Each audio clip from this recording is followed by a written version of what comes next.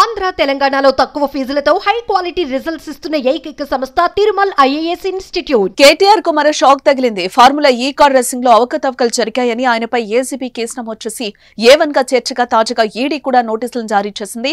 వచ్చే నెల 7వ తేదీన విచారణకు రావాలని నోటీసుల్లో పేర్కొంది. ఇదే సమయంలో సీనియర్ ఐఏఎస్ అధికారి అరవింద్ కుమార్, హెచ్ఎండిఏ మాజీ చీఫ్ ఇంజనీర్ బిఎల్ఎన్ రెడ్డిలకు కూడా ఈడీ నోటీసులు ఇచ్చింది. వీరిని జనవరి 2, 3 తేదీలో విచారణకు రావాలని నోటీసుల్లో పేర్కొంది. ఫార్ములా ఈ కార్ రేస్ కేసును ఏసీబీ ఎఫ్ఐఆర్ ఆధారంగా పీఎంఎల్వీ కింద ఈడీ విచారణ జరుపుతోంది. ఫెమా నిబంధనలను ఉల్లంఘించినట్లు ఈడీ అధికారులు గుర్తించారు. ఎఫ్ఏఓకు 55 కోట్లు నగదు బదిలీ, ఆర్థికపరమైన అవకతవకలు జరిగినట్లుగా ఈడీ అధికారులు అనుమానిస్తున్నారు. ఫార్ములా ఈ కార్ రేసింగ్ లో అవకతవకలు జరిగాయని కాంగ్రెస్ ప్రభుత్వం ఎప్పటి నుంచో కేటీఆర్ పై ఆరోపణలు చేస్తూ వస్తోంది. ఇటీవల మాత్రం ఏసీబీ రంగంలోకి దిగి కేసు నమోదు చేసింది.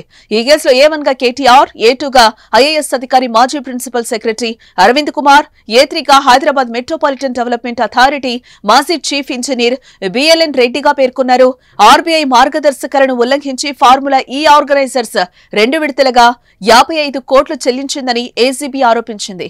అనధికారిక లావాదేవీలకు సంబంధించి అప్పటి తెలంగాణ ప్రభుత్వానికి ఆర్బీఐ 8 కోట్లు జరిమానా విధించిందని, ఆ తర్వాత గత ఏడాది చివర్లో కాంగ్రెస్ ప్రభుత్వం అధికారంలోకి వచ్చిన తర్వాత దాన్ని చెల్లించిందని ఎఫ్ఐఆర్ లో పేర్కొంది. అయితే తనపై ఏసీబీ నమోదు చేసిన కేసులను కొట్టివేయాలని కోరుతూ ఈ నెల 21న కేటీఆర్ హైకోర్టులో క్వాష్ పిటిషన్ దాఖలు చేశారు.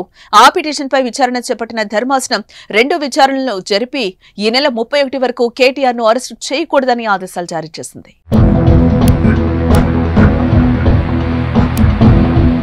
ఏసీబీ కేసు తర్వాత ఈడీ రంగంలోకి దూకింది. అసలు ఈ రేసు నిర్వహణకు ప్రతిపాదనలు ఎలా చేశారు, దీన్ని ఎవరు ఆమోదించారనే కోణంలో సమాచారాన్ని సేకరిస్తోంది. ఖర్చు ఎలా అంచనా వేశారు, చెల్లింపులు ఎలా జరిపారు వంటి వాటికి సంబంధించిన వివరాలపై ఆరా తీసి తాజాగా కేటీఆర్ కు నోటీసులు జారీ చేసింది. కేటీఆర్ కు ఈడీ నోటీసుల జారీతో మరోసారి రాష్ట్ర రాజకీయం వేడెక్కింది.